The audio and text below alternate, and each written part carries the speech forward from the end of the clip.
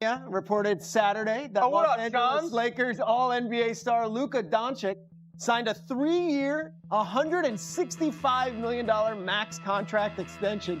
The deal includes a player option in 2028, and the 5-time All-Star signed the extension the first day the Lakers were able to offer one. Here was Luka on the new deal. It's an honor, playing for this organization. Many great players played here, so obviously I want to add one more up there, so that's what we're working for. Honestly, I think we have a great team. We have what we need to compete for the championship. I'll try to win every game, no matter what.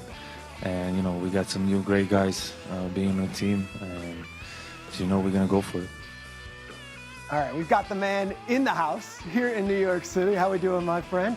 Johns, why did Luka only sign a 3-year deal? Pete, so he missed out on a $345 million max contract by being traded from Dallas to LA 6 months ago. So this deal allows him to recoup all of that money back in 3 years. In 2028, he has a player option. He'll then be eligible to sign a 5-year, $417 million deal. And so this was the best, most logical option for Luka Doncic to recoup all that money. He lost a lot in that trade emotionally, financially, but now he's starting to get a lot of it back financially, clearly, with this $165 million deal. But he started to really ingratiate himself with this Lakers organization. Jeannie Buss, Rob Pelinka, their new owner, Mark Walter, they developed a very close relationship, close rapport with Luka Doncic, his inner circle, to get this commitment. It was a very important commitment because he could have been a free agent next offseason. So he locks in this short-term money. And over the next 3 years, he can see, how are the Lakers going to build around me? How are we going to compete for a championship? So he signs that extension. He spends Saturday night in Las Vegas at the Backstreet Boys concert with Jeannie Buss and Mark Walter, Rob Pelinka. Very important relationship. I like that. And I've been watching LeBron's Instagram, and he's playing golf. He's in St. Tropez. What's this mean for him? So Luka Doncic is the face of this franchise. So this means that LeBron James, for the first time in his career, he's entering a very interesting ground here.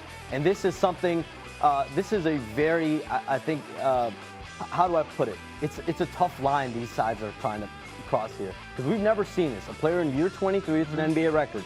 He's about to be 41 years old in December. We've never seen a player play at this level for this long, and it's a tough line to kind of, the through line to cross, because on one hand, the moment you make this trade for Luka Doncic, he's your face of the franchise for the next 10 years. And so LeBron James, I've said it, he's supportive, he's understanding where this Lakers organization is going toward. It's going toward Luka Doncic. So LeBron James himself has to make some decisions, because how long do I have to play? That's the biggest one of all. Is this the last year of his career? Does he have a couple more years left? Interesting. Let's shift gears to another international superstar, Giannis. What is the latest on his future with the Milwaukee Bucks? So, Pete, I'm looking at the date. We're standing here. It's August 4th, right? Sources tell me there's still nothing set in stone about whether Giannis Antetokounmpo will stay in Milwaukee or whether he will be leaving. And so he's continuing to evaluate his future. I reported it in mid-May that he's evaluating whether his best fit is in Milwaukee or is it elsewhere. And that process is continuing, Pete. There's been some very real conversations over the last week or so. The constant question that Giannis has, though, is, can I win a championship with this roster? Is this roster going to be one for this upcoming year and 2026-27? He wants to win a second championship. So he's asking that question over and over. There are multiple teams waiting in the wings, potentially, if Giannis this offseason still makes that decision. Could he have not asked that question in late June, early July before free agency? This is a very tough decision for him, though. This is 12 years he spent there. There's a lot of equity there. He won a championship there. This type of move isn't going to be easy, because this is a Milwaukee Bucks organization. They went out and they stretched and waived Damian Lillard, $113 million. They did that because they wanted to show Giannis, we're doing everything in our power to keep you here.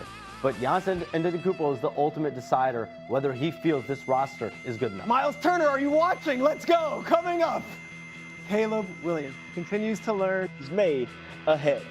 So, look, if Drake was 23 with a money tree, Luka Doncic got a money force at 26, right? The brother beat the Ozempic allegations, and according to Shams, signed a 3-year, $165 million extension with the Lake Show in the same summer that'll keep him there until at least 2028. Productive. But it's beyond Luka's physical transformation that got this deal done. The direction of the Laker franchise seems clear to the 5-time All-NBA player as well. I was kind of thinking, obviously not at the moment when I got traded, but later on when I started playing, I wanted to be here. Like I said, this is an amazing organization. We have a trust in each other, so I decided pretty quick. Honestly, I think we have a great team. We have what we need to compete for the championship. We're going to go for it. Being a Laker is an honor, and I wanted to be here. So obviously, when you look up here, so many great names and what they achieved, I want to be up there too one day. Lake Show faithful got to be beaming at the thought of locking in Luka Magic for the foreseeable future, and it brings a smile to my face that we have NBA insider Shams Charania joining us with more on the subject matter. Shams, let's get right to it, man. Why now for both the Lakers and Luka, and how does it set up both parties moving forward? Trevor, this is the first day that Luka Doncic was set to sign and be eligible for an extension, and he does it. And this is his official commitment and coronation as the face of the Lakers franchise moving forward. And it's been a very emotional past 6 months for Luka Doncic after that trade from the Mavericks to the Lakers, the most stunning trade arguably in the history of professional sports. But Genie Bus, Rob Pelinka, the Lakers new owner Mark Walter, they developed a very close rapport with Doncic since his arrival and since Mark Walter came in as the incoming new owner. And so 6 months to the day that Luka Doncic was traded in that crazy blockbuster deal, he is now locked in through at least 2028 with the Lakers. He does have a player option, though, that year that will allow him to sign for about 5 years and $417 million. That will also allow him, Trevor, to recoup all the money that he did lose by being traded by the Mavericks. He was going to be eligible this summer for a Supermax deal. So he's able to sign this short-term 3-year, $165 million. He'll be eligible for a much bigger deal a few years from now, but a commitment, very important commitment for the Lakers today. Minor setback for a major comeback in due time. But in the meantime, he's got a little extra money burning a hole in his pocket. How does Luka plan on celebrating this new deal? Well, Trevor, he said today that there's a surprise plan for him to celebrate his extension. And I'm told that there's a surprise plan for Luka Doncic to travel to Las Vegas to go to the Backstreet Boys concert. And that's where several Lakers teammates will also be surprising him in attendance there. A couple of them, potentially Marcus Smart, will be there, I'm told. And that is someone that Luka Doncic did recruit to be there. A couple other players that he's also spent close time with, trying to recruit and build relationships with. He did tell Malika Andrews in April that his favorite band is the Backstreet Boys. So one wish did also come true today. I didn't realize that we were classifying the Backstreet Boys as a band, but I digress.